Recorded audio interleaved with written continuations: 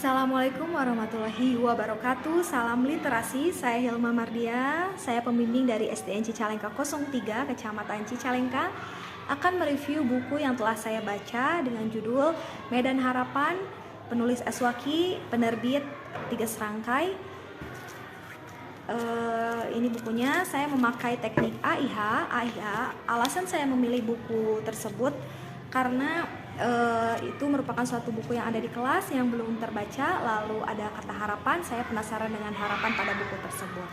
Isi dari buku itu adalah menceritakan dua buah keluarga. Dua buah keluarga ini adalah adik dan kakak. Sang kakak bernama Udin yang mempunyai 2 orang anak, dan sang adik bernama Boman yang memiliki 5 orang anak. Sebagai kepala keluarga, mereka ingin merubah hidupnya menjadi lebih baik lagi, dan mereka berurbanisasi ke kota sebagai tukang beca. Tetapi yang seperti kita ketahui, sebagai tukang beca penghasilannya mungkin pas-pasan bahkan kurang, tapi mereka gigih mencari nafkah tersebut untuk keluarganya. Di suatu warung yang mereka sering menunggu pelanggan, mereka berdiskusi tentang kekurangan-kekurangan yang mereka hadapi. Sang kakak Udin mempunyai 2 orang anak itu mungkin mempunyai penghasilan dan separuh bisa menabung. Tetapi sang adik Boman yang memiliki 5 orang anak ini sangat pas-pasan sehingga tidak mempunyai uang simpanan. Lalu sang kakak menyarankan bahwa salah satunya sang adik harus melakukan operasi veksotomi seperti yang kakak Udin lakukan. Operasi kecil, salah satu program keluarga berencana ya, tetapi mungkin sang adik Boman itu merasa kalut, takut dan lain sebagainya. Tetapi sang kakak menguatkan bahwa hal itu akan baik-baik saja. Lalu dengan pemikiran yang lama dan matang, akhirnya sang adik Boman menyanggupinya untuk melakukan operasi kecil veksotomi di suatu klinik langganan kakaknya. Akhirnya diantarlah sang adik oleh sang kakak dengan beca ke klinik tersebut untuk melakukan operasi kecil. Lalu beberapa jam berlalu, akhirnya sang adik keluar dari ruang operasi dan dengan rasa yang senang dan harapan-harapan yang besar. Lalu mereka sering pulang kampung 2 minggu sekali dan secara bergiliran. Kebetulan hari itu waktunya sang kakak yang pulang kampung, dan sang adik Boman memberikan hasil dari kerjanya, menitipkannya ke kakak untuk diberikan kepada istri dan anaknya di kampung.